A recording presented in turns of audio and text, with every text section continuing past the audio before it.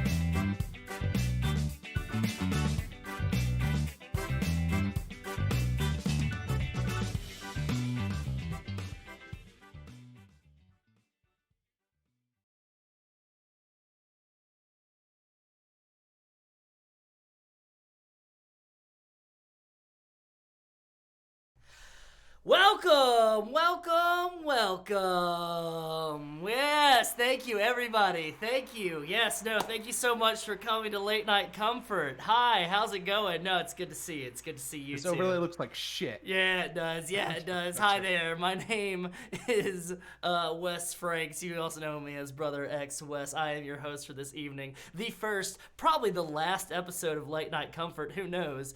This show was approved by the producers in less than 24 hours. We have a great show for you tonight. We have a great guest, a very, very special guest, a great, great friend of mine. Go ahead and give it up for producer, game master, and lovely human, Nick Francia. I just want everyone to know that GoPuff fucked up my beer order, so I don't have beer. What I do have is chocolate milk.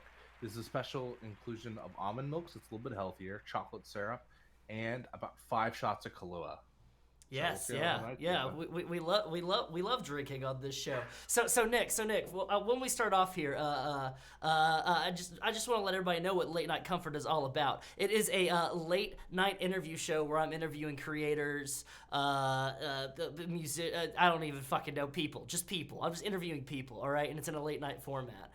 So that's how we're doing. So let's go ahead and roll into our questions for this evening. Nick, who are you? How did you get here? Hello everyone. My name is Nick Francia. You can find me at Nobleman Nick. I am the stream producer over at Gehenna Gaming. I also did a little known show known as Kingdom Hearts Inner Store here in Carrion, and I'm fresh off the new premiere of Gehenna Academy, my new Monster Arts actual play series with an all BIPOC cast. Yes, Fucking phenomenal. Yes. We I got to watch Gehenna Academy, and it was a great show. And before we get into that, don't fucking bullshit me. This is before we get into that, I wanted to ask some really important questions so we can get to know you a little bit here. Do you like my shirt? I do. I actually would wear that shit. Thank you. That's all I want to know. That's all I want to know. Okay, so a little bit more about you. Where are you from, Nick? I'm from Philadelphia. Philadelphia, home of the Eagles. Yeah, funny enough, I wasn't born in Philadelphia. I'm gonna give you a little tidbit. I was actually born. I'm Cuban, so kind of take a guess where I was born. South Florida. I was born in Miami, Florida. Yes. Miami, Florida. Hey, yeah. Let's give it up for Miami, Florida. Give it up for Miami, Florida. Yes, shout out to Christina Applegate. Yeah, shout out to Christina Applegate in Miami, Florida. Florida. From Florida? I did not know she was from Florida. Felicia Day's from Huntsville, Alabama. I don't know. That's about it. All right. Speaking of Philadelphia, Nick, let's get into the hard facts here. Where do you get your cheesesteaks at, buddy? Oh, okay. So I go to this place called Phillips most of the time because it's right around on Pashock. Mm-hmm. It's actually one of the best local steaks I've eaten around here. I also really like John's roast pork, so I think either Phillips or John's roast pork is like my go-to spot. Cheesesteaks. Gonna go suck down some John's at John's. I fucking love it. Yeah, but no, if you go to John's roast pork, like you should definitely get like a roast pork sandwich. Some people don't like cheese on it, but I think that's fucking get the cheese on it. What the fuck? Get the fucking cheese on it. Get the fucking whiz on Phillips. Okay. So Phillips is like, and it's not Phil's. It's Phillips.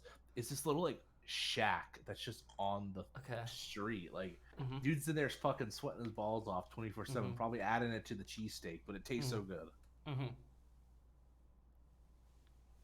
Interesting.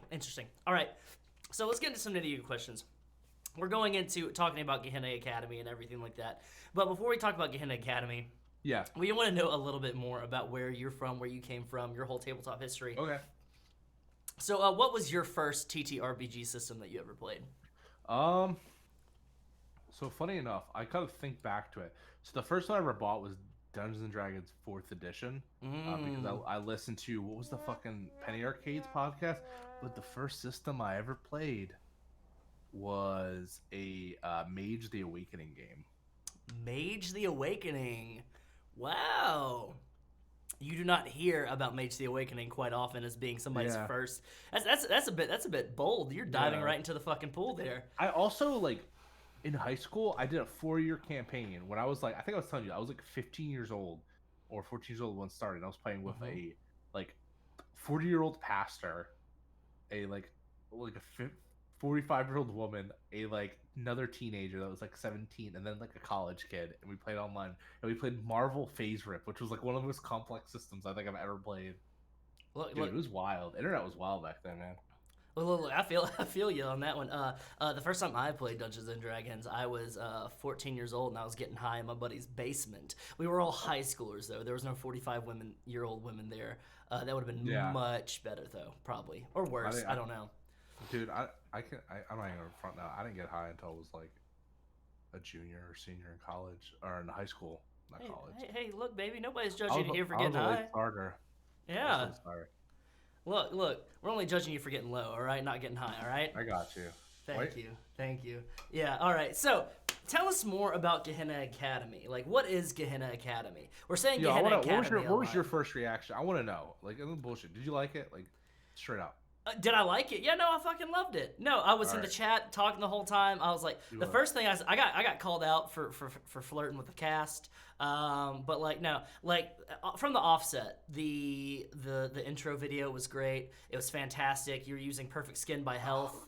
Like a fucking one of my favorite songs of theirs, and it's one of their earlier songs that people don't really listen to. Did you like the opening? The opening fucks. The opening was like 90s as fuck. Yeah. It was super fucking 90s. It reminded me like I was watching Charmed or Angel or something like that, or maybe Kindred the Embrace. We all remember Kindred the Embrace, right? Yeah. We all love Kindred the Embrace. Yeah, they mentioned that in Night Court. Oh, Night Court. Remember Night Court, man? I remember Night Court. I definitely remember Night Court. Okay, but yeah, Gehenna Academy. I love Gehenna Academy. I think the game went well. I think your players did a great job. I think you did a fantastic job. I know there's a lot of people in the chat that want to tell you how well you did. Yo, I want to hear it. They're gonna have to fucking wait until the end of the show. But sorry about that. Where did you get the idea for Gehenna Academy, and what is Gehenna Academy? Okay, so Gehenna Academy is kind of my answer. It's the sequel series / spiritual successor of Gehenna Valley. Mm-hmm. So I guess I need to talk about like how it all came to be, right? Like that's the next thing in this manner. Yeah. I mean, how it all came to be. Yeah, what system is it? Things of that nature. All right, so it's a Monster Arts actual play, Monster Arts 2 Second Edition, a design by Avery Alder of Buried Without Ceremony. Great system. I fucking love Monster Arts. I found that shit during college, and it was one of the funnest systems. I don't know. I think there's a little bit of wish fulfillment in Monster Hearts, you know, because like I think I'll get into it later, but I think there's some wish fulfillment with Monster Hearts, and that's what people like playing it because you get to like play at your teenage years again. Yeah. And that's really interesting, and like kind of go through the messy and the fun parts, and kind of just go wild because you have a blank slate. But the way that this game came about, which is really funny, is that I ain't gonna lie, I fucking love boarding schools. I think that's the coolest setting. When I was a child, I used to play on pro boards RPGs, like forum-based RPs. I'm sorry, I'm going off on a tangent, but that's just how I roll. Tangent up. We love chasing rabbits. I love the academy setup. I liked Hogwarts. Hogwarts was fucking cool. I like the magicians, especially when they were first at the university. When they left it, I was like, what the fuck is this bullshit? I like anything that takes place at a school. The Order, that was good shit. Literally, that shit's like crack to me. I fucking love anything taking place at a boarding school. But specifically, Gehenna Valley was ending, and there was this idea that after season 2, Brian wasn't gonna do it anymore because everything has a natural ending to it, and that was his natural ending. And it was like, who do we get to run it? And it's like, at first they wanted to actually get Natalie to run it. That was the consensus among the kind of like higher ups. So we'll ask Natalie, but she wasn't. She was also done with the show, and she wanted to do her own thing, and that was Comfort County High, which is great stuff, and you should all watch that. Thank you. Oh, sorry, drinking my milk right here. You're just guzzling that milk. You're like a little German milkmaid, aren't you? It's Guten Tag. Got to look at that. So, what I ended up doing is I talked to Brian. I was like, Brian, I like Monster Hearts, and I think me and you have a different enough style that we could vary it. How would you feel about me emceeing Monster Hearts? And Brian was like, listen, I will fucking kill you if you ruin this, Nick. I was like, jeez. No, he didn't say that. Brian, he gave me his blessing. He's like, I think that's a great idea. she was like, we'll have like, we'll have a proper pass off. And originally it was going to be like Gehenna Valley, the next generation, like Degrassi or some shit. And then I really got to thinking because some points were brought up, some miscommunications were had. I'll talk about a little bit of the kind of turmoil stuff. You know about it. We've talked about it. Yeah. And people were like, well, is it fair just to like reset the show and keep going? And in my mind, I was like, I could justify it, but like maybe it's not, and like maybe that's not the right thing to do. And at the end of the day, I was kind of like thinking to myself, I didn't want to be I love Brian, but I didn't want to be in Brian's shadow. Yeah. Like Yeah. I didn't want people to be like, oh, this is like this is when like the fucking they put the sequel straight to DVD and you're like, why the fuck did you do this? Like the new director fucking sucks. So I didn't want that to happen, and so I went to Brian. I was like, look, I think I'm just gonna reset the whole. I think I'm just gonna do a whole new brand thing. We'll set it like closely like associated in the same valley, but other than that, like I think I'm gonna do the whole new thing. And Brian was like, I love it. And then I was sitting there. I was like, how do I make this stream meaning something? Because I was kind of going through like a little personal crisis at the time, and I wanted to do something big and bombastic. And it's no secret. I'm the only uh, POC hire on Gehenna Gaming. Yeah. That's not like deliberate or anything like that. That's just how it is, and I kind of worked my way in there. So I forced them to take me. Let it be known. But Broke through that glass ceiling, Bubba. yeah, I both said that, but I was like, look, like I have the opportunity to do something really cool here. I was like, what if I do an all like BIPOC cast? And I remember talking to Mark, and they were like, dude, that's like a good fucking idea. It's like something that we haven't been able to do before, but you can. So if I have the opportunity to do that, like at that point, when does it become my duty, my obligation? I don't know. I'm drinking, so. But specifically, I wanted to do that cast, and so I started thinking about it more. I started thinking about more what I wanted to do and how I wanted it to be interesting. At first, I was going to set it in the 1980s and be like, all right, we're going to be in like 1980s Gehenna Valley. And that's kind of your thing, though, because you like to you love the 80s and you kind of set because things in the 80s. You get rid of cell phones and there's social media and you just take everything back to a raw form. And the 80s were pretty fucking terrifying. That's why I like it. Yeah. They're idolized, but they're terrifying. Yeah. And then I was like, no, I want to keep it modern because I kind of like the social media. I like the texting. I like the calling. And then I was like, I thought back to my childhood about like in those academy like settings, and I was like, this is something that should like it should be so obvious, but no one's like I haven't seen anyone even mention or do it. So all right, we're gonna do Gehenna Academy, and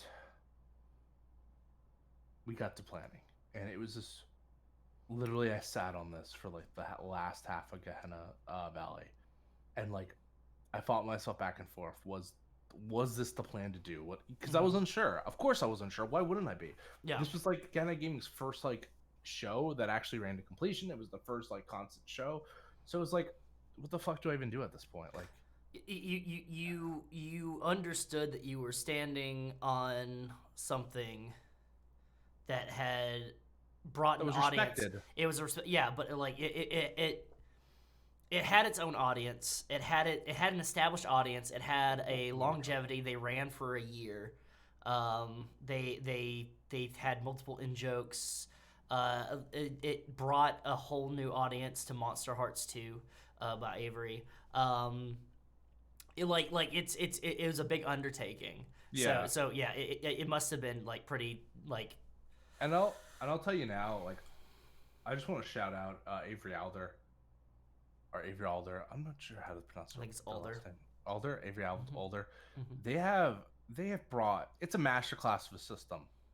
Like, it's so good that it has overshadowed the original system that, like, I don't think people would know what Power by the Apocalypse was if it wasn't for Monster Hearts.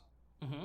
I'm not going to lie. Like, fuck, like people are like, but Dungeon World, no, fuck Dungeon World. Monster Hearts is the one that I think of when I think of Power by Apocalypse. It's Monster Hearts, and It's Monster Hearts. It's Monster of the Week. Those are the two that come to mind. Like, Yeah. most Oh of yeah, the Monster of time. the Week too as well. Yeah. But Monster Hearts is just I don't know. There's no other game like it. I think a lot of games have tried to emulate it, and Hmm. some have done so successfully. Like I think Sleepaway Camp's a really good system also, but holy shit, who thought to do that idea? Yeah, yeah. And we'll go back to a little bit about your process with Gehenna Academy, but since you brought up Monster Hearts again, and we're going to say Monster Hearts a lot in this interview, but since you brought up Monster Hearts, what was your like first experience with Monster Hearts, and what really drew you into that system? So I played a lot of play by posts, Hmm. and I think the first I'm trying to think of the first character I ever made. The first long term campaign I ever went with was an Infernal named Jalen, Okay. and he was a lot of fun. He was Okay. like a pretty much like a villain anti-hero. Um, and it was just there's something about it. So I was I'm not gonna lie to you. I'm gonna get real personal for a second. I didn't have the best high school experience. Yeah. Yeah. Like I did wrestling. I was like kind of athletic, but I went to an all guys school, and Hmm. there it was like the rules of the jungle kind of deal. And I'm like a jungle giant. You know, I don't like to get into fights. I don't like to insult people back. And when I get insulted, I like don't really know what to do. Hmm. So my high school experience was a lot of like taking shit from people. Until I got older and I realized I was like, wow, I don't need to take that shit. I can just fucking either yell back or I'm like 6'3" and I can like just murder someone. Yeah, that might be a surprise to some people that know you that watch this because a lot of people that know you from the internet, they say that you have short king Short king. energy. I know that's fucking Short king fuck y'all. energy. I Like thinking like you're 5'4" or something like that. No, God talking my crazy. man is 6'3". He can run a 10-second 40-yard dash. He can also bench press 350. So yeah, carry on. Go ahead. I don't think I can bench press 350. Maybe like over 200 in like my prime time, but I'm not my prime time anymore. Unfortunately, it's okay. This is my prime time. What am I talking about? You're on prime time right now, baby. Prime time, baby. All right, Wes. How much can you bench? How much can I bench? The last time that I benched, like proper benched, I'm only benching about around 190 to 200. That's still pretty good. Well, it's not bad. It's not bad for a fucking nerd. But Hey, yeah, you get shit done. you get shit done. So yeah, Monster Arts allowed me to kind of reattach with high school and have a more positive experience with it. Hmm. And it also, so I ended up like, and also let me work out a lot of things too. Like I played this game with Kayla and Ashley, who might be may or may not be watching, and I strongly Don't worry. disagree with it. Don't worry about what they're saying. Don't worry about what they're saying. All right. All right. The audience is not here. It's just you and me. Hey. But yeah, I'm Look sorry. at me. I'm Look looking. at me. Look at me. I'm looking at you. Look at me. All right. Continue.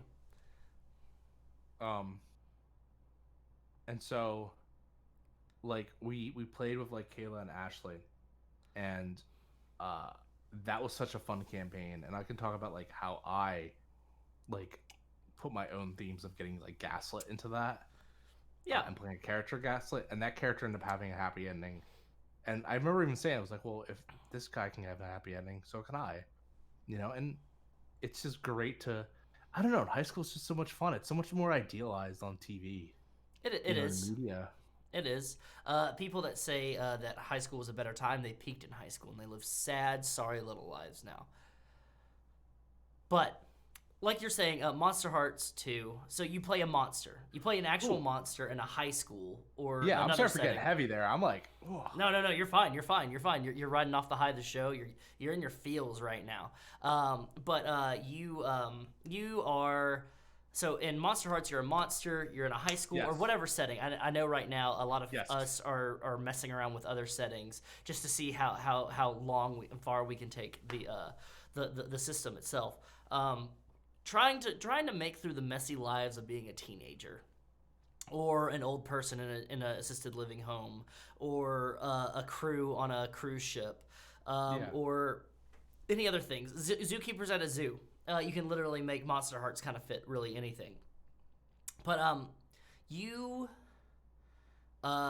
yes, fireman. You could be fireman all in I all. feel like you can't be an adult though. You gotta be at least like a college kid. Like Well, you yeah. gotta have some sort of puberty. You Well, gotta have some sort of transition phase. I mean, I mean, but people. So what we're learning now is with this, especially like watching the show, and just like how I've seen, like if you open up your window and you look past to where you're living, or you go on Twitter or anything like that, the nightmare hellscape that it is, you see that there are people that are constantly going through transitions all the time. It's just kind of, you have to finagle it a little bit. You got to finagle it a little bit. But yeah. Yeah. So I mean, it's very cathartic from what I've noticed. It is, and there's a lot of fun stuff you can do too, and like, I'm not gonna lie, like it's cathartic, but there's also a lot of like cool ass shit you could do. Like, being a monster's fun. Being a teenager can be fun. I can go through ragers. I can defend the world. It's like it's cool as hell, and I think that's something sometimes we get away from is the monster part of Monster Hearts, which is something I really wanted to fix. Like not fix, but I wanted to address with Gehenna Academy. Yeah, and so you said you kind of like left it up with mantra, but you kind of said with starting with this that like you wanted to have it be a little bit more horrific, a little bit more of a horror focus and everything like that. When you were getting into that creative process and everything, how were you leaning into that? Like what inspirations were you pulling from when you were trying to go for that? I watched a lot of media here. I'll actually bring up my mood board that I have on the slide deck that we have for Gehenna Academy. I made a whole mood board, and I was like, "This is the stuff that I've been watching, or that I didn't watch. I brushed up on." First thing was like, "All right, I need to get the school stuff down, like the elite, because I was like, it needs to be an elite boarding school." So I watched all of Elite on Netflix. I'm at the very end of Legacies. I watched Legacies. I'd watched The Order. I liked The Magicians. American Horror Story 3, Coven, Suspiria, the new one and old one, The Craft Legacy, because I want to end the old Craft, New Mutants, even if that was a shit movie, and even The Lost Boys. Like, I dove into everything and tried to pull stuff from everything and that to make this like what being like a badass horror kid would feel like. Okay. Yeah. Like not only are you like a monster, but you're also in this like elite boarding school where you like have these badass uniforms and are like rich and you are cut off from society. But like if anyone were to look at you, like look at these rich ass fucking bougie ass kids, teens. Yeah, we all know them. Yeah. I wanted to get the elite down, and then I also wanted I wanted horror, and I because I think that was one thing that we talked about when Gehenna Valley was ending, is that it was the least horror show we had. But it was like so much fun and enjoyable, and so we all realized, well, we need Monster Hearts, and they were like, well, Nick, how would you run it? Because I had to pitch my idea for the show, and I said, I want to do more Horror Hearts. Yeah. And they're like, that's a great idea. And I remember I finished running Mantra because I was like, let's see how far I can take this shit. And that was a big thing. I didn't know how far people would go. I had an amazing cast. I love Ian. I love Ellie. I love you. I love Leslie. Leslie's watching the audience now. Much love to you, Leslie. But yeah, and then Ian literally was like, dude, that was great. I was like, yeah, man, how do you think we run Monster Hearts? It was like, it was just, you just ran a cult in Monster Hearts. And I took a step back and I was like, that's good, but I want it to feel like Monster Hearts at the end of the day. And I was like, maybe I need to lean more into the drama.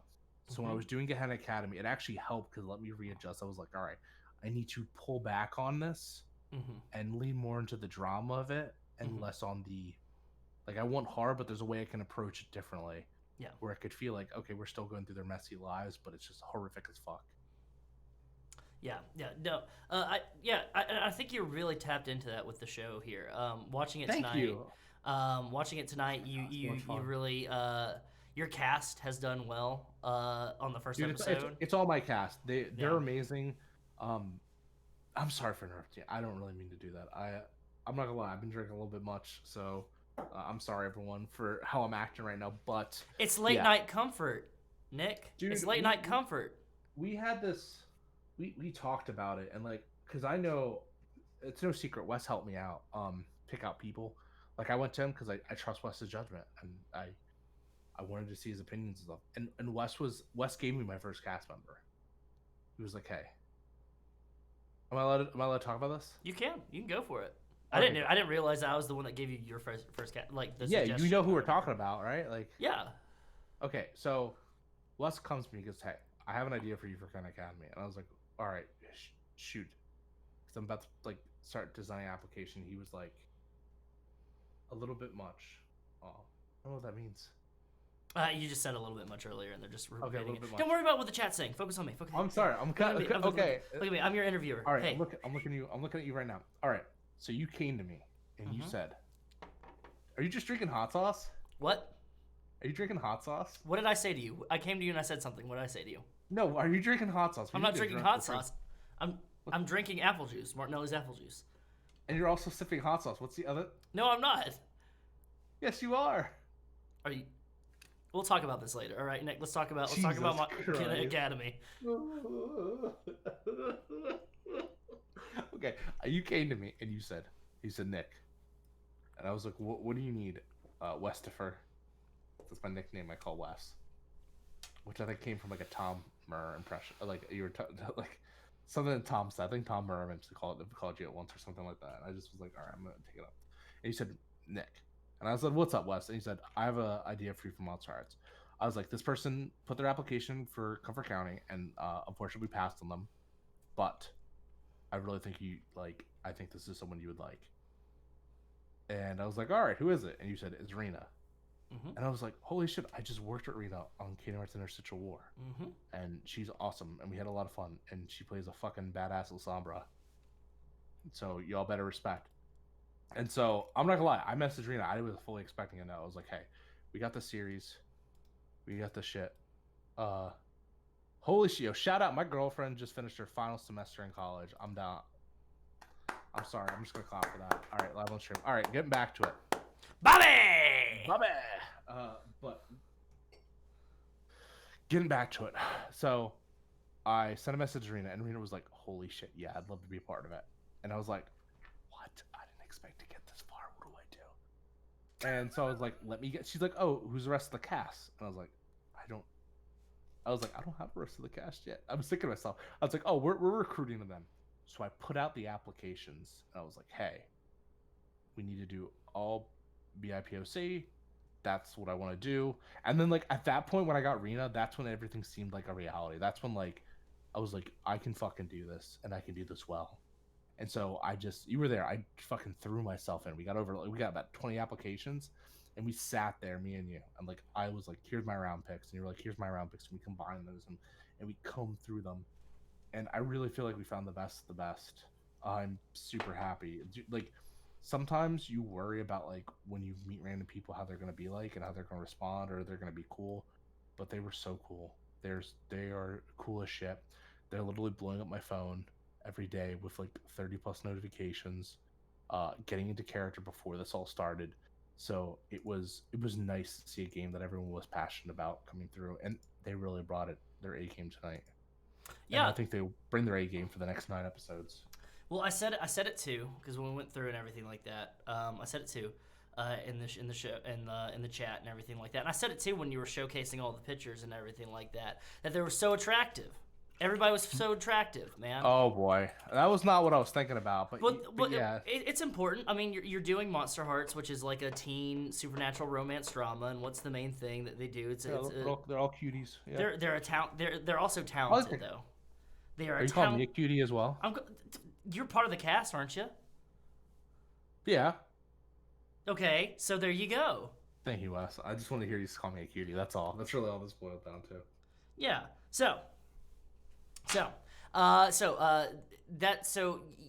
casting process, everything went well. It took a little bit of deliberation and everything like that, and that's happens. It's good that it took deliberation. It's good that you had like a bevy of options to choose from. Tell me a little bit more about the music kind of choosing process, because I know that you were really like hammering into that. Okay, so there's 2 stories there. I was like, hey, I really want to get a big name band, like, or not a big, just like a good band to represent it. I wanted like that whole grunge industrial garage because I wanted to feel hardcore, and like I had been listening to Health because they did the soundtrack for Cyberpunk, and I talked to you and I was like, man, I wonder if Health would let me get it. And you were like, fucking go do it. And I'll just paraphrase it, but me and Wes had this huge fight about whether or not I should put this PS message on the end of my email because he Talk wanted about it. me It's to late night comfort. We're late he, night, he, baby. he wanted me to ask the guy from Health, the Johnny lead singer. Familetti. Johnny Familetti. He's not the lead singer. He is the bassist in the synthesizer, but he's kind of like the face of the band a little Yeah, bit. Yeah. he was like, you should. He's like, you need to add at the end. P.S. Why do we come? Yeah. Because they started that meme. I was like, dude, this is like an official Gehenna Gaming email. My account. I don't want that coming from me. He was like, no, do it. Don't bitch out. And Yeah. so I did it. And he fucking was like, yeah, dude, sure. Yeah. He specifically said, if you start making them big stacks, though, we gotta talk. Yeah. I have had So like, multiple conversations with John, and every time it has ended in a meme. It has started in a meme and has ended in a meme. that's like I a have played Ghost of biography. I have played Ghost of Tsushima with this man. It's called Ghost of Tsushima. Um, he calls it Ghost of Tsushima. But Ghost of Tsushima with John Familetti. He whips his hair back and forth. He loves to talk about animal manga and cum jokes. So yeah, yeah. And so I was like, go for it. Do you want to be noticed? Do you want to be noticed by this guy? Then yeah, make a cum joke. That's what we did. And and then I was like, man, because we had this conversation. I was like, oh, I should find like copyright free stuff. Maybe buy some tracks. And he was like, Nick, what the fuck are you doing? He's like, why don't we just, why don't you go recruit people and see if people use their Bandcamp? So I ended up putting the call to action, and all these people responded with their music. And I haven't even added it all to the Spotify list. I just kind of had to pick and choose what stuff was available on Spotify Mm-hmm. that I could use for the first episode. And it really brought the soundtrack to life, I think.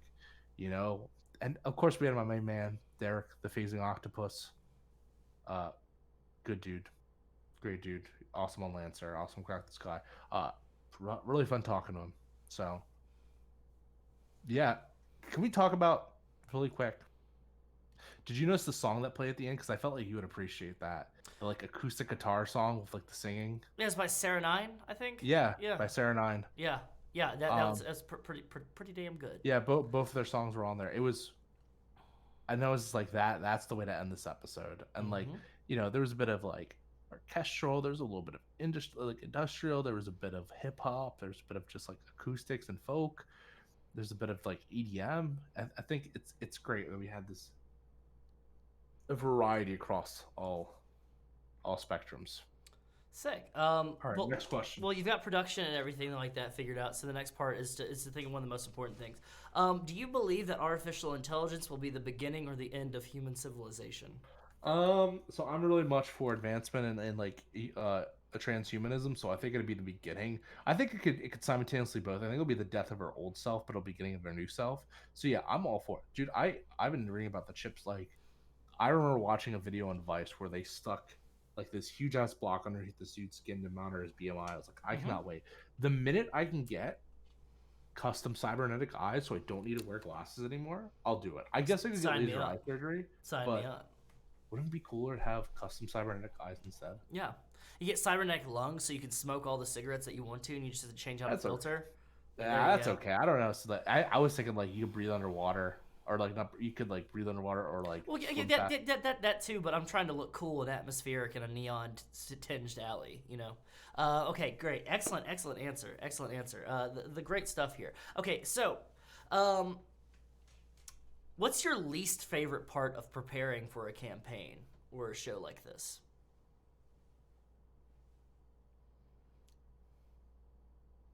Honestly, like you always get pretty nervous jitters for sure. Um, I was like pissing myself the hour before this because like, did I get everything done?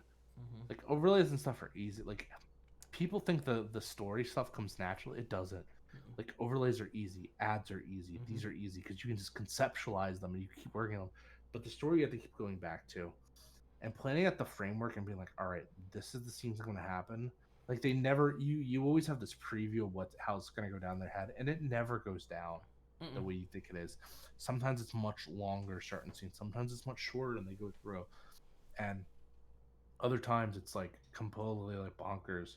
So I think my least favorite part of planning for the campaign is planning the middle. Because Okay. planning a good start is a lot of fun, and planning a good ending is great. But planning the middle, I'm always uncertain. Okay. And I think that's the folly of any GM. It's just you have a great point A and you have a great point C, but what do you do with your points like B? Like what do you do in between? Yeah. Actually, Was that a good answer? that's a perfect answer. Perfect answer. And continue off of that, leapfrogging off of that. What's your favorite part about planning a campaign? The the endings. Mm-hmm. I love cliffhangers. I love big spectacular finales. I love the reveals. I love dropping plot twists. I love dropping like fucking huge lore bombs and like watching people like I love watching their face in surprise. Like it's the prestige, you know. It's all like you put all this work into the setup and the misdirection, but it's the end of the day if the reveal like everything could be shitty, but if the reveal is great, that's what they're gonna remember. Excellent, excellent. That is very poignant. And poignant. When we say something poignant, that means we bring up this sound. You can't hear that, Nick, but everybody else can hear that. That means we have an action challenge, an active challenge right now. So on the count of 3, we're gonna have a staring contest. You're gonna look right in your camera. I'm gonna look right at you. So 3, 2, 1, go.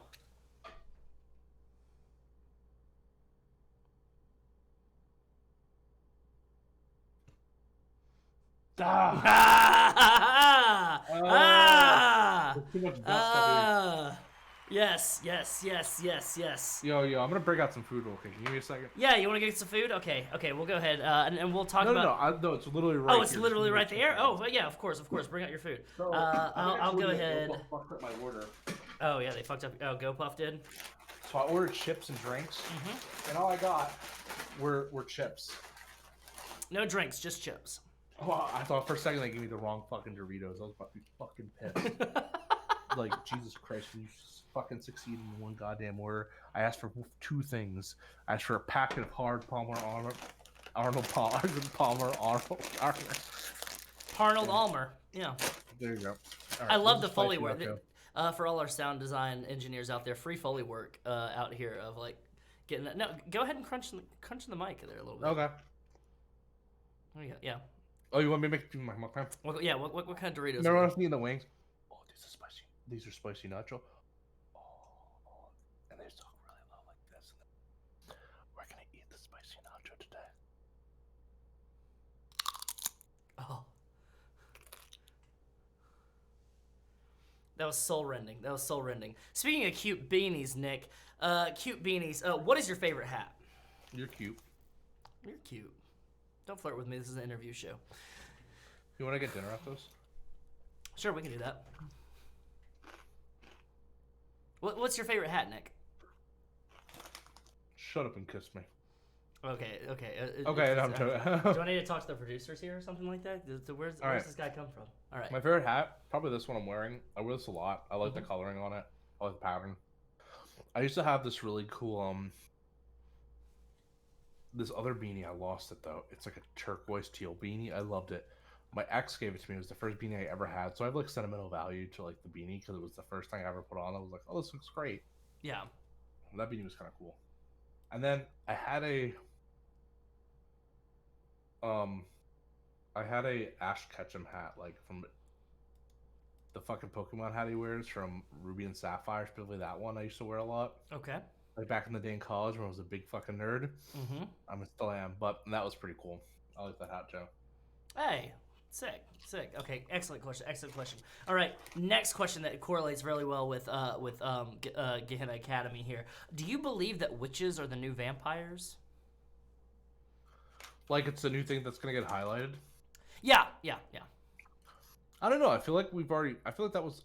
You know what it is? Vampires have like gone through waves. They've like gone dead and then reemerged. And I think witches have too. Like I think the craft, we had a lot of witches with like the craft, practical magic, and shit like that. Suspiria. I think witches have always been a thing, but I do think that like I don't know what it brought. Was it American Horror Story brought them back? Maybe Coven. Yeah, potentially. I don't know if they're the new thing. We haven't really seen like a shit ton of. We're not seeing like 100 witch movies every year. Yeah. So I don't know if it's like as popular. I did predict though years ago that there was going to be a sci-fi boom, and there was. So I'm not sure what the next one's going to be, but yeah, you seen a guy that has his finger on the pulse with a lot of stuff like that. Interesting. Oh. All right, thank you. Good answer. All right, moving on to our next question. What have been your biggest creative inspirations, like in general? Like for streaming or for like just shit and just fucking shit in general, my man. Like streaming. I know we've already talked a little bit about Gehenna Academy, but like streaming in general. So, my favorite directors that I take point from,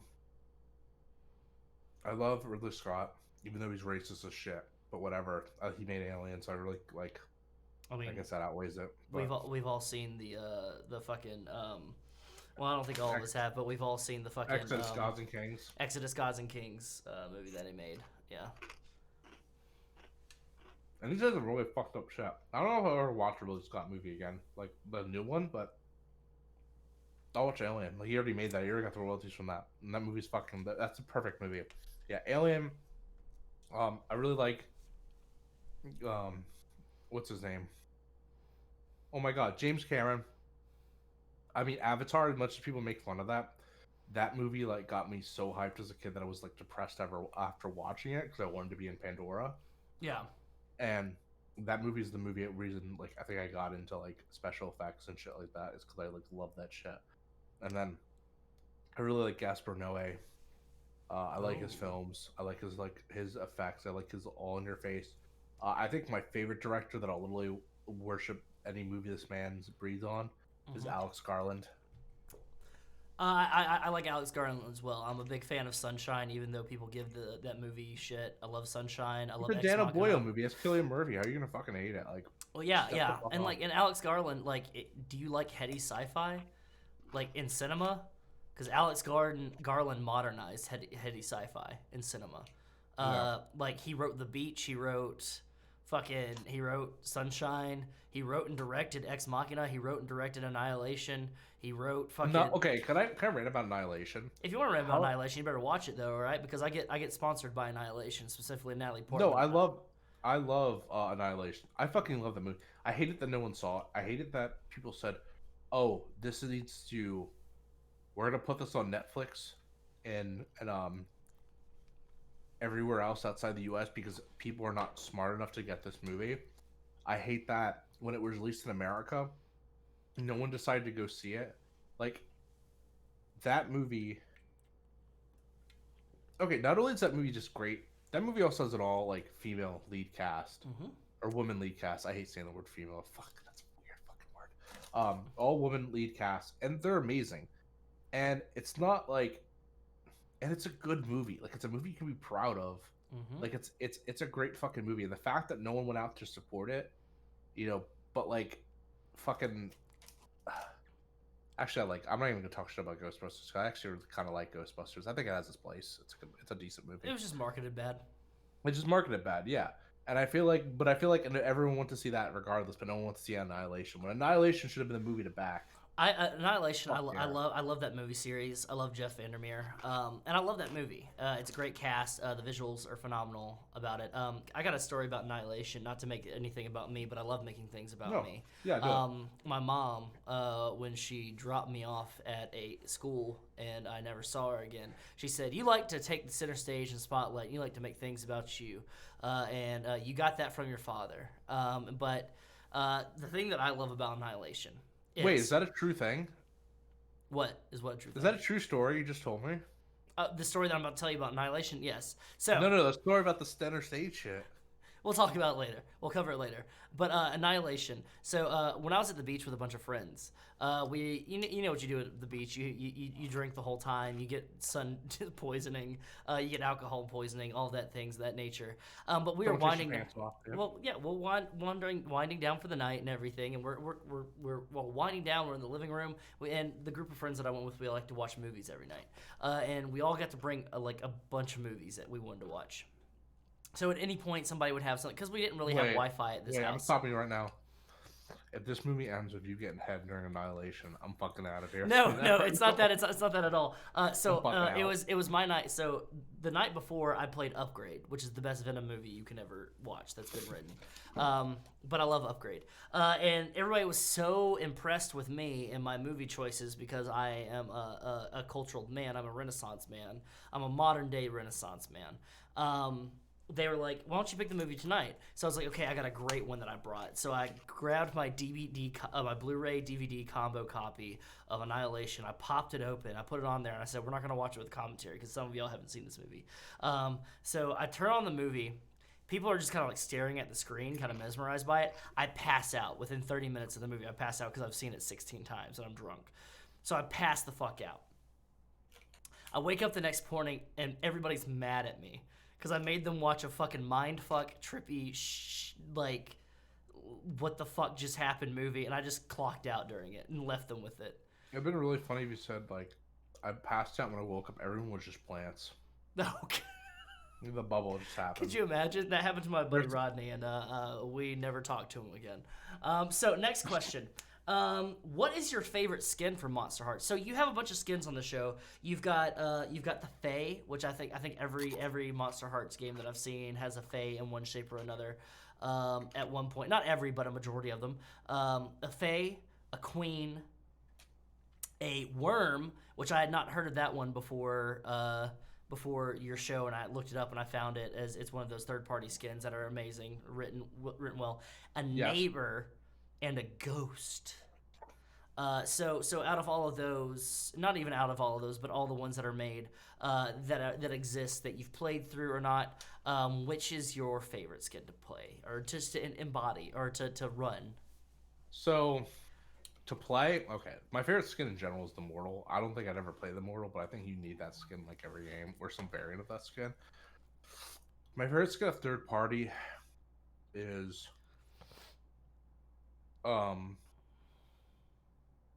probably the Believer, which is why I adopted it, because I love the idea of just like being the person that's just obsessed and that's their fucking way fun. Out of the core skins though, I don't know, Furl's pretty cool. I like the Queen. I think the Queen's my favorite skin. That's the skin I always get excited to say. I like the Queen. The Queen's good. Queen. Oh, my favorite third-party skin's the Proxy. Never mind. That's the fucking skin. The Proxy. That's kind of like the Herald, kind of like Silver Surfer kind of deal. Yeah. I agree. The Neighbor also terrifies me as well. Puppy Lover. The Neighbor, that skin is like I guess it kind of plays like Fright Night a little bit. The main character from Fright Night, or Suburbia. It's the next door neighbor that witnesses a monster or witnesses something that goes bump in the night. So it's a more honed mortal. They also have the All That skin though. It's the All That skin, like that movie All That. Yes. You take off your glasses and come Hot 3. I was like, that literally is like, what's that song? Kiss me. Dun, dun, dun, dun, dun, dun. Beneath the velvet moonlight, sing. Yeah, we know. Oh, kiss me. Yeah, you got me singing now. One thing is funny. Yeah. I find it fucking hilarious that. What was her name? The girl that played in that. Do you know her name? Who? Exactly, the girl that played in All That. No, she's All That. Yeah.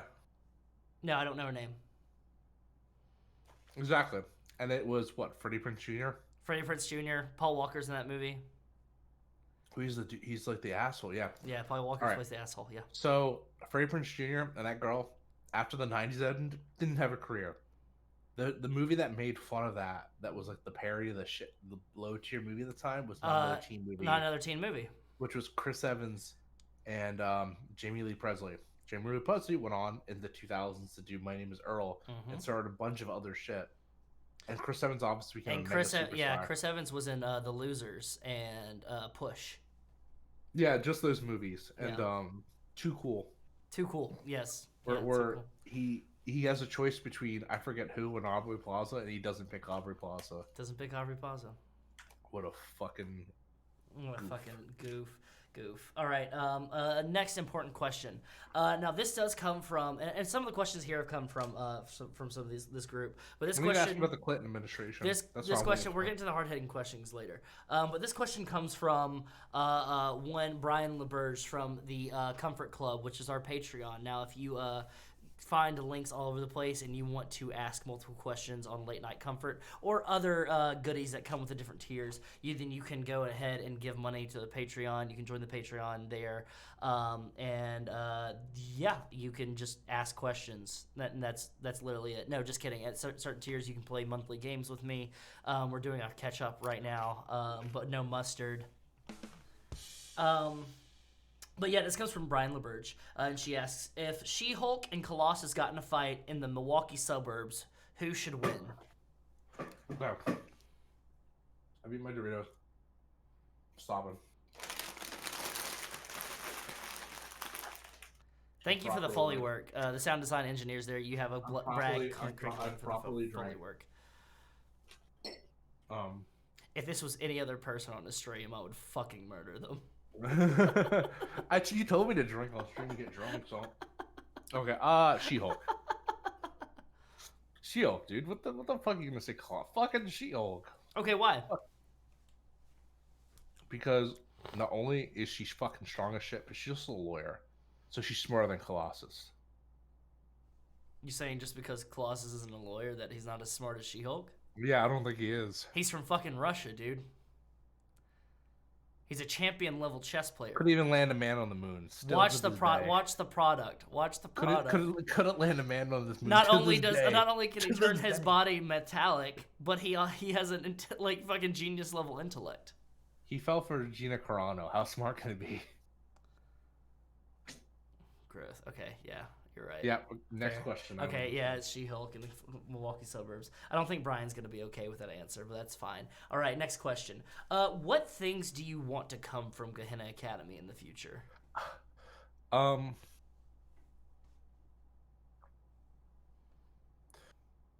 Like personally, or just as a whole? Yeah, just personally. Like, what do you? You as Nick Francia, the creator, the producer, the MC of Gehenna Academy. What do you want to come from it?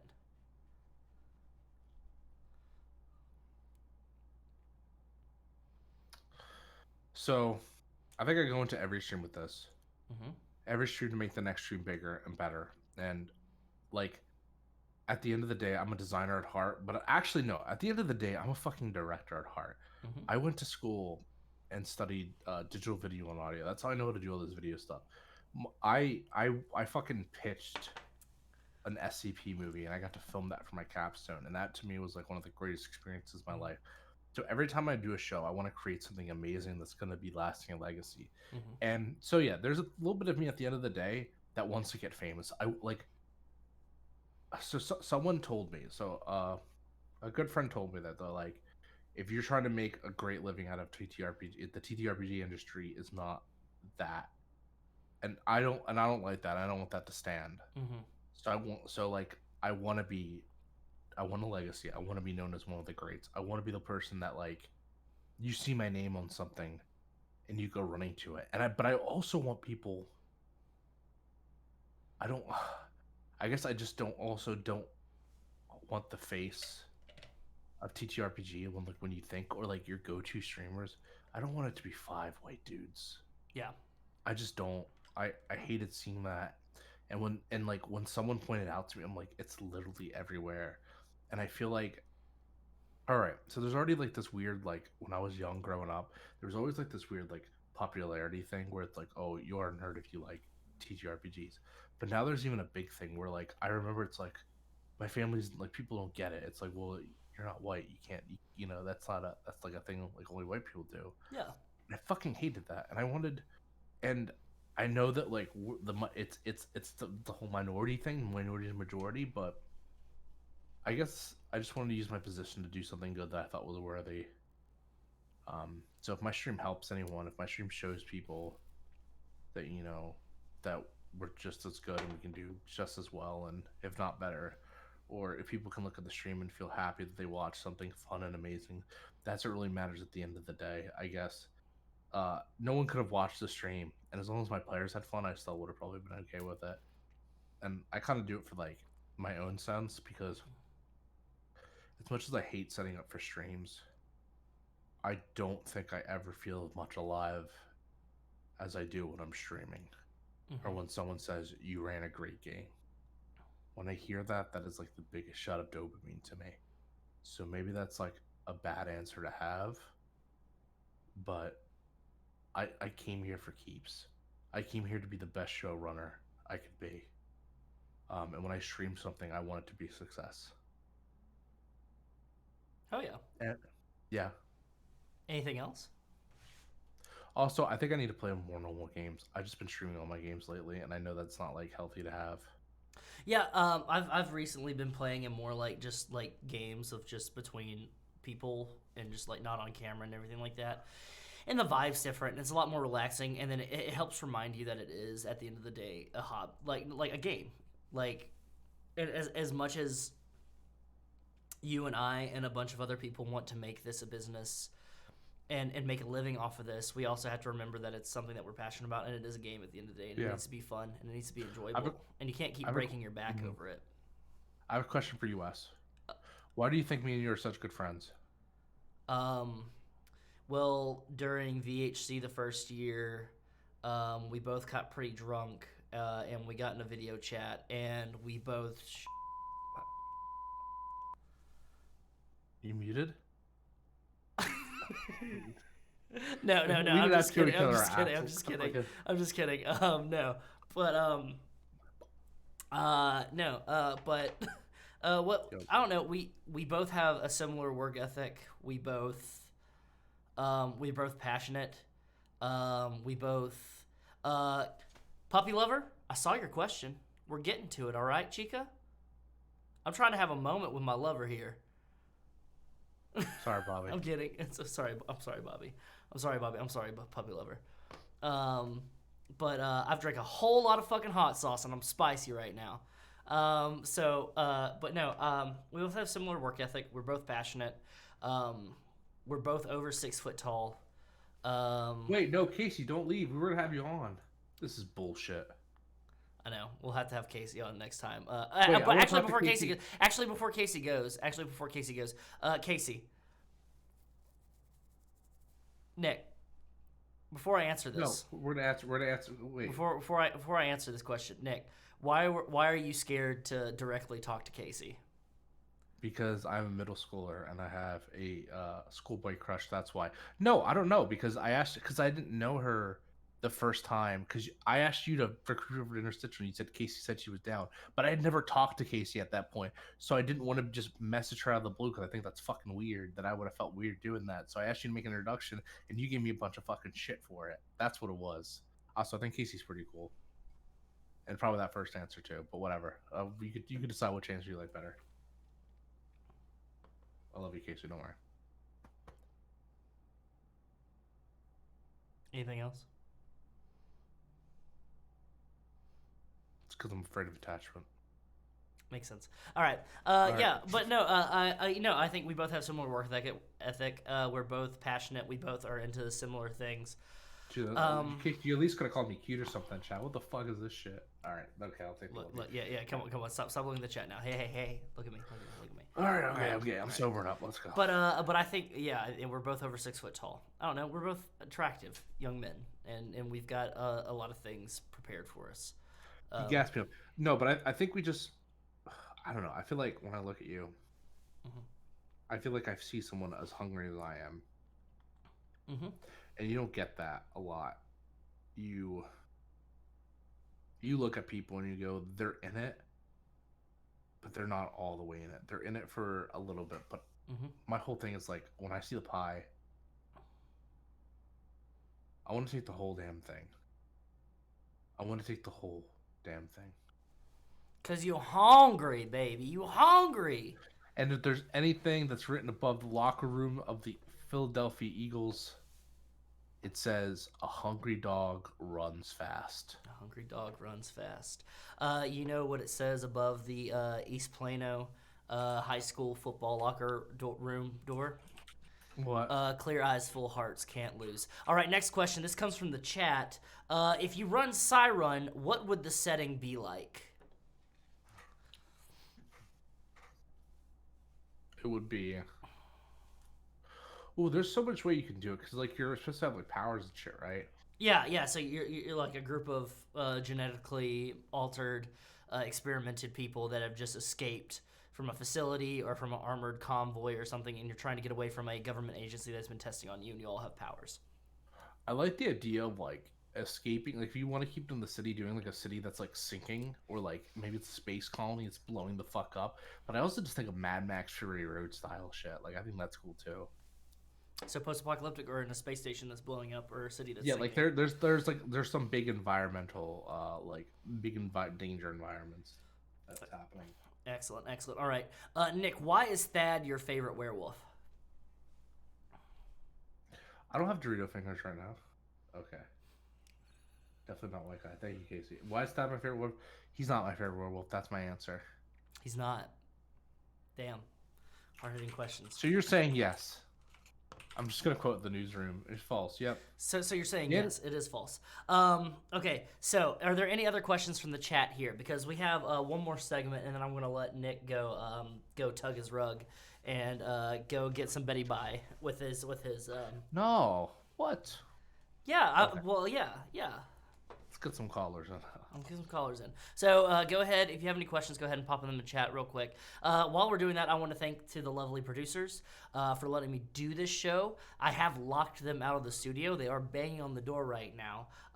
But if you, fuck you too, buddy. But yeah, that if you want to see more of this show, go ahead and hop in our Discord. We have a link, and you could go ahead and hop in there and let me know. Yell at me. Say hey.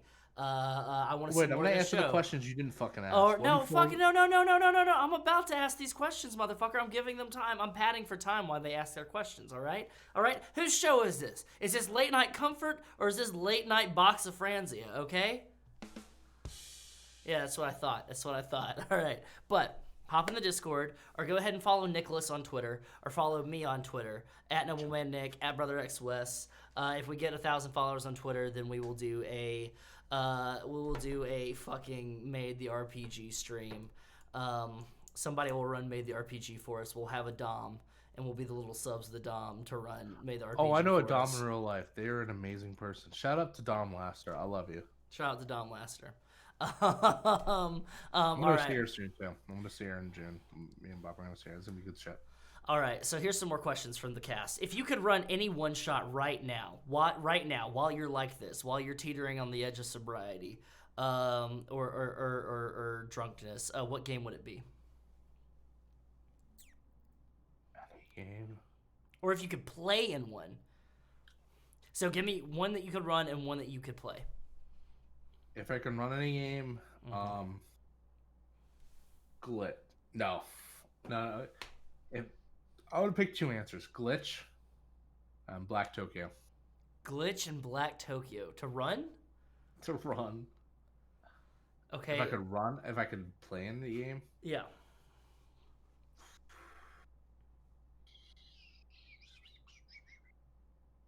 Oh, fucking Flames of Freedom, or I'm gonna pick three: Flames of Freedom, City of Mist, or Degenesis.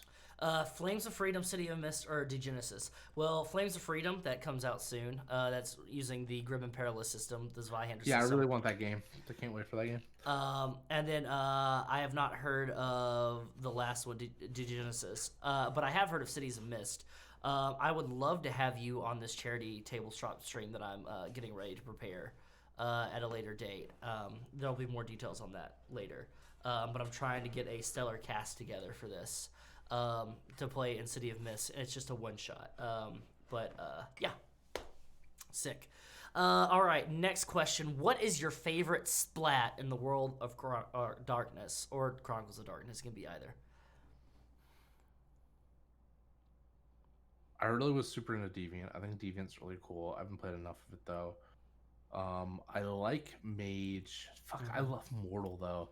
And like I was still playing Innocence because you just play as a kid. There's also some really good fan spots out there. I think Gene's Transgression, Alien the Glooming. You don't fucking know. I really want to play. I love. I think I really wanted to play in a Beast game. Okay. Beast the Renegade. But, Not Beast the Renegade. Beast the Primordial. But I think my favorite though. Probably. No Mage the Awakening. Mage the Awakening. Oh wow, that's okay. You threw Or a lot Deviant, of splats out. or Deviant the Renegade. Those are my last two. Deviant the Renegade, Mage the Awakening, or Beast the Primordial. I'm more of a Promethean the Created fan myself, because I am a man of culture and I also like things that are easily taken away from me. Much like what Wes is used to being ran out of town. Paradox, Onyx Path. If you don't do a fucking update of Promethean the Created, I swear to God, I will come to your offices and I will sit in front of them. They And made each a day, re-update for no.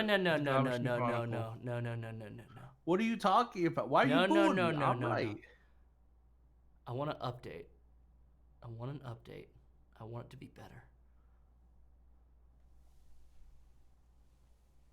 Nick, if you could be a flow witch in real life, would you do it? Nah, periods sound like they fucking suck. If I could be a cum wizard, that's a different story. What is your favorite food for each meal of the day? All right, starting with dinner. I'm like Garfield. I fucking love lasagna. Fuck yeah. So that's my dinner. All right. Lunch. Wait. Lunch, chicken parm sandwich. Mm-hmm. Like, especially from this place called Penrose, which is right outside my house. Actually, that sounds great right about now, but it's not open, unfortunately. And then breakfast, I don't really eat a lot of breakfast. Like, French toast is good and all. Actually, no, I'm gonna talk about something my mom would make for me. Okay. I love it. So she get like toast and like hard and like soft boiled eggs, and she just break it all apart in like chunks. So it's just like oozy yolk running of chunks of of soft boiled egg running over like bits of toast, and it's so good. Oh my god, you eat like a cereal. I thought you were gonna say bread and water, because that's what my parents used to give me every morning. I also like getting beat with jumper cables. That's what I usually eat. Bobby gets Do you have chocolate milk right now? I drank it. You drank it. What's your favorite flavor of milk? My favorite flavor of milk, it's probably gonna be chocolate oat milk. I'm on a really big oat milk kick lately. I really like love almond milk's pretty good. I got tired of almond milk, so I'm on oat milk right now. But chocolate oat milk, strawberry milk the best. Strawberry milk. Okay, so I can't drink strawberry milk anymore. I have an aversion to it, and it's a mental aversion to it, because when I was a child, I drank so much chocolate milk as a child. I drank too much. I legitimately thought you were gonna look at me and go, "Well, when I went to see Strawberry Milk in concert, and then they tried to fuck my girlfriend." No. No. That's usually how it goes. But that is an issue that I do have with musicians that are not great, but they're okay, but they're still popular. Is that they try to fuck my significant others. But no, as a kid, I drank too much strawberry milk, and it was a lot of strawberry milk, and I drank a ton of it. And one day, I got hit in the stomach by a kid, and I projectile vomited strawberry milk all over another child. I vomited, but it kept happening. Like I kept going, and it was pink, and I thought I was dying, and so no more strawberry milk for Wes. Have you ever sneeze and fart at the same time? Is that the best feeling in the world or the worst? I did. Or is it both? I did. What? Yeah. It's a little at the end of it. You're always like, "Holy shit!" You're like, "It hurts, but I feel so free." Yeah, you feel so free. All right. So before we let you go, Nick, I've got one last thing that I like to do here for late night comfort. Your favorite interview show.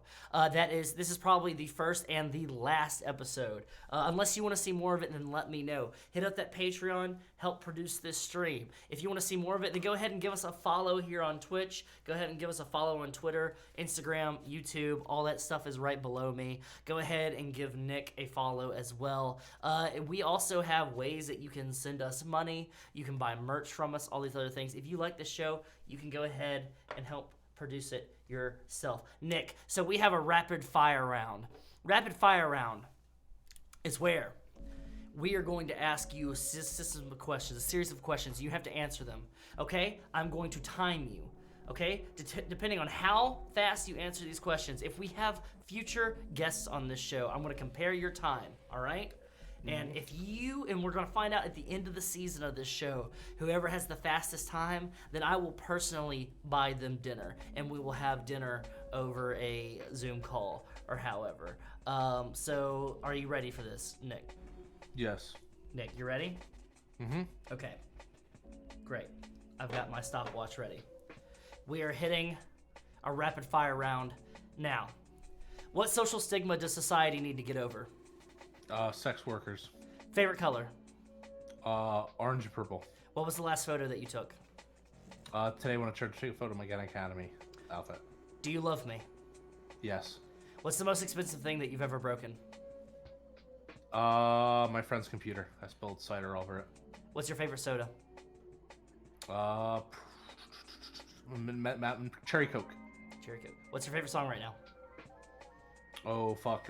What's my favorite song right now? I really like... I think the last thing I listened to was fucking Come Hang Out by AJR.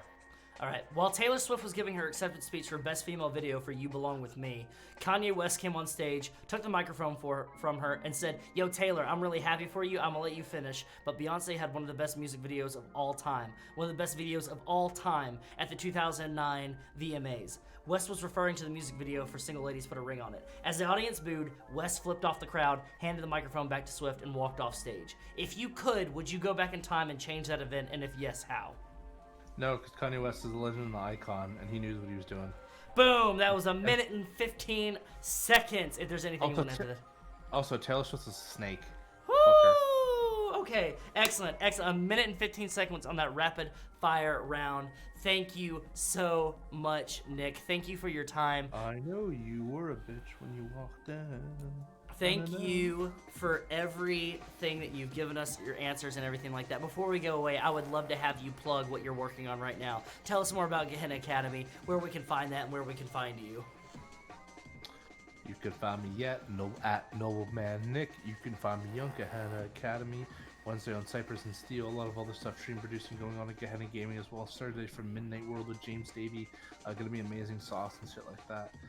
You can also find me. I'm also a paid game for hire right now. Maybe this will be the end of my career doing this thing, but I don't think so. Where you can, I'll run a one shot for you in a game, and yeah, dude, or just follow me on Instagram or add me on Facebook. I don't know. It's wild. Is that all you got for us? This is your moment, my man.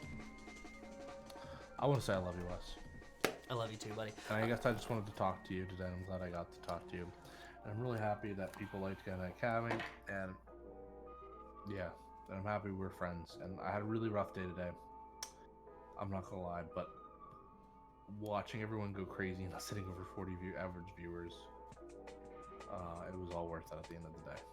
That was a big time. That was a big views, big time. It was a grand time. I loved watching Gehenna Academy. It was the first episode from the gallows, and I cannot wait to watch the next episode next Monday rather, at 7:30 p.m. Eastern over at Gehenna Gaming. That's twitch.tv, Gehenna Gaming. Go ahead and follow Nobleman Nick Francia. Go ahead and hire him, book him to run your games. As somebody who has had him run games for me, he is exquisite. As a hands-on, I can go ahead and write a review for your website or whatever if you want me to. That's perfectly fine. My name is Wes Franks. I have been your host / hot mess / dehydrated person. That has been Nick Francia, your producer / game master / lovely human being / guest of honor. This has been Late Night Comfort, a late night interview show with creators and more. This might be the first episode. This might be the last episode. There might be more. Who knows? You can follow us in all of these socials down below. We've got great shows coming up. I did this overlay in 3 hours, and by the way, it looks fucking fantastic. I wish you could see everything else about this production that I've done, but that's it for me. I will see you. You will not see me, but I will be seeing all of you this Wednesday at 8:30 p.m. Eastern for the finale of Cypress and Steel, a Mage Victorian Age game. Then we have Comfort County High, a Monster Hearts 2 actual play, and then we've got tons of other things, including Descend to Drum Beats, a Heart the City Beneath story on Saturday. Thank you so much. Have a lovely evening. Have a good night. And if it's, already tomorrow where you're at, don't forget, comfort comes soon. Bye. Gehenna Gaming horror is here.